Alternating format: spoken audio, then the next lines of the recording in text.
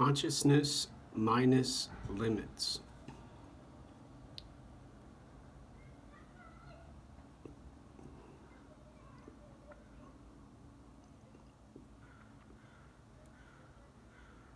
The stuff happening now and why I've got to scooch around and not get yelled at for talking out loud has to do with brutality, racism, violence, bad policing, and a lot of other language descriptions. With the demands, all cops quit, all police go away now. They're not needed being described, they're not worth having around being said now.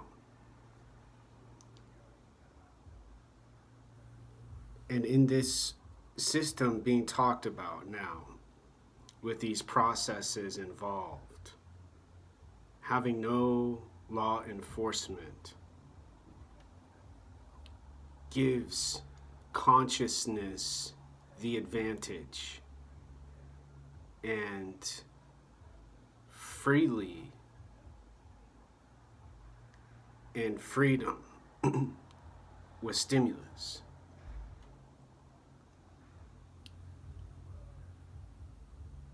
A natural progression towards denial.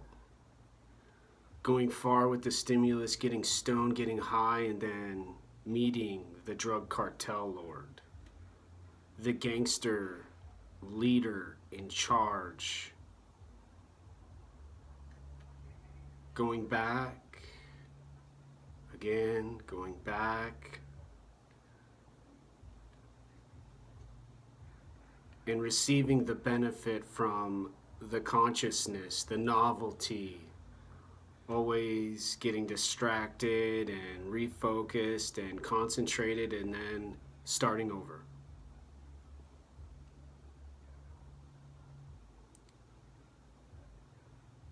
There's a very real comparison between the two models in place. Both in place because there's the bad people, the thugs, the aggressor, and the brutal behavior controlling law.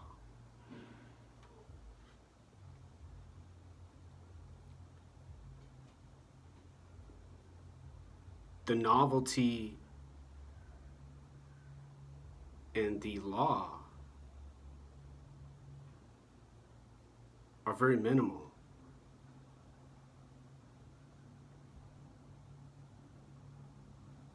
Requiring more outdoor activity maybe, or some social decision, choice, to see new people and be around different folks and humans.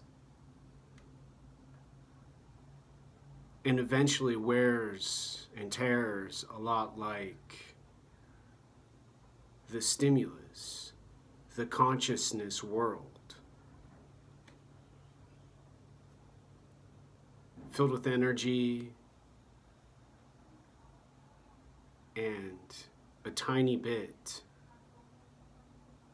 of calm during the drug, during the party, during now.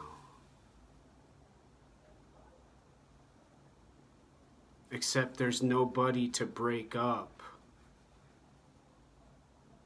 the problem when it eventually arises. A person gets so high on drugs for so long, so confused, they start harming people. They start hurting, and people have to stand up for themselves eventually and say no. And then there's fighting and there's violence. Choosing instead for that brutal, thug, macho, tough, strong feminist woman, mixing all of the diversity, making everything appear brilliant, intelligent, and wise.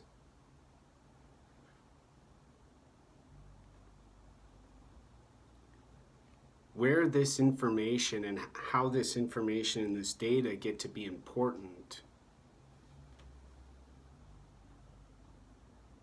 have to do with the benefits from both.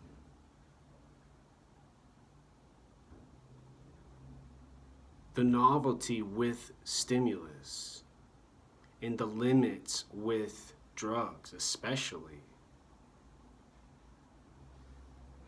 Not always making them illegal,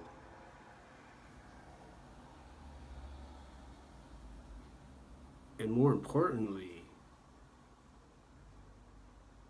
keeping the thug gangster away from them now.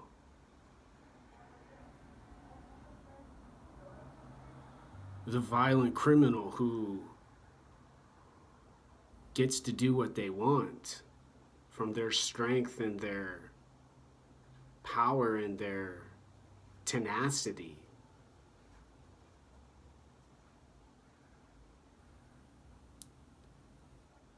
With their correctness, their decision making being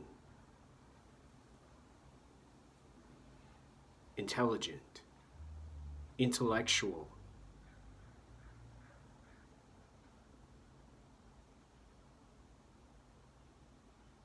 and undefeatable.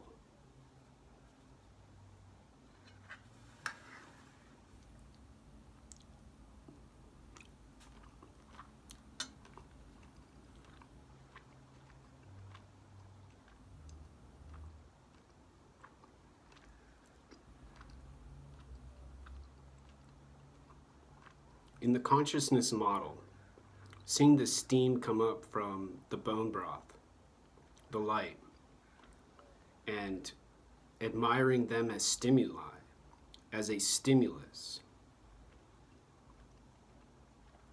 and deciding no to any sort of enforcement.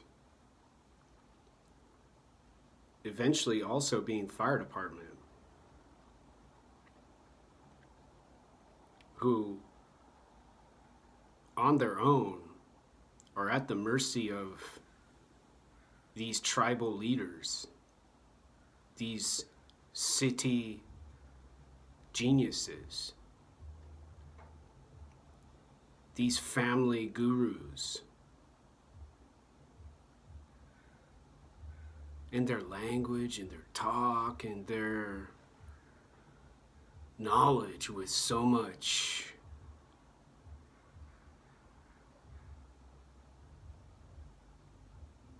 calm and excitement, shooting guns and stabbing with knives. And then when the novelty wears off with now these different parts, the light stays on, the energy gets used, the bill goes up, the water in the pot goes down, the drugs get taken, the fatigue starts to set in from not living with any limits.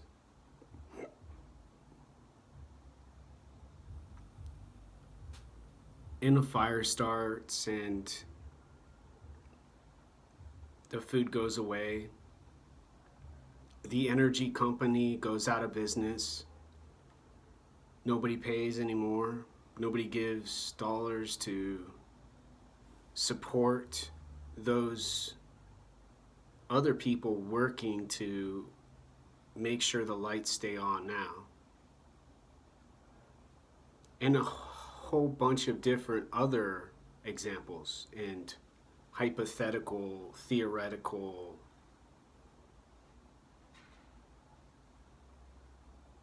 occurrences.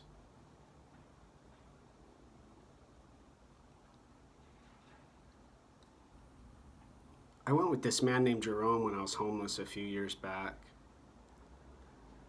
He bought a Jeep,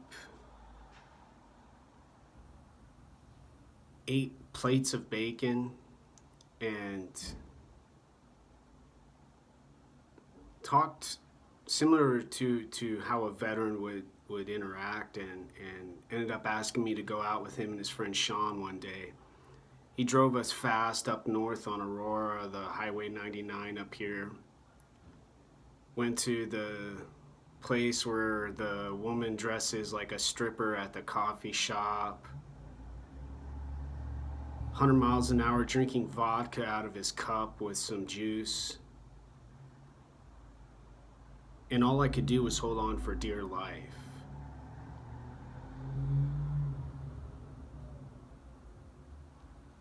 With the original information, we were going to go hang out at the park. Have a fun day. Sean ended up going into Walgreens, stealing glasses. And later, Jerome said, yeah, he's a drug addict and they don't get along. And Jerome wrote bad checks. Not previously known. I had no idea what was happening that day until it happened. So fast, so precise, like those social voices who want to go and they want to magically solve.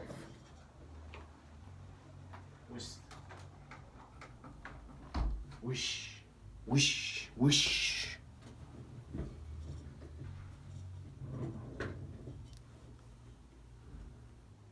And then the psycholinguistics stop and the All Lives Matter group go about their stuff, and I continue.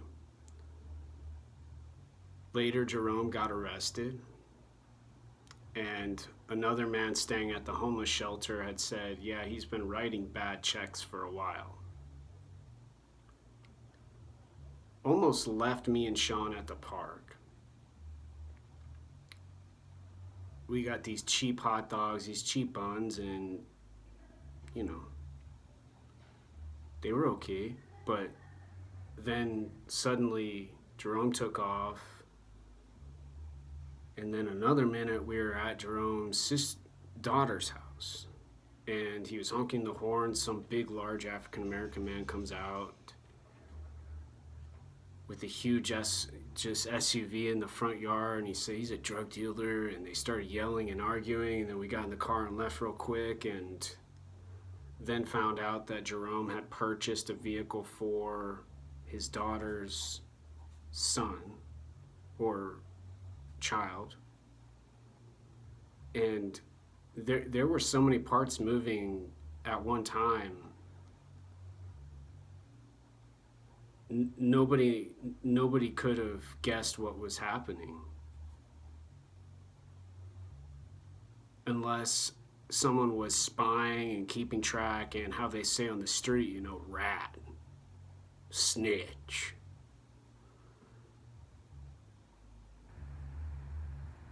And within this consciousness example, this kind of example would be looked at as a benefit, making novelty, making excitement, thrills and chills and emotional fun, and the process keeps going.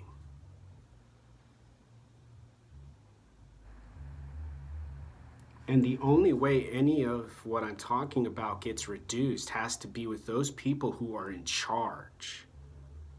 Not talking about stimulus, not talking about language and words and letters and math and numbers and equations. Talking about dollars, bank accounts, girlfriends, wives, sisters, cousins, uncles, aunts, mothers, grandmothers, grandfathers.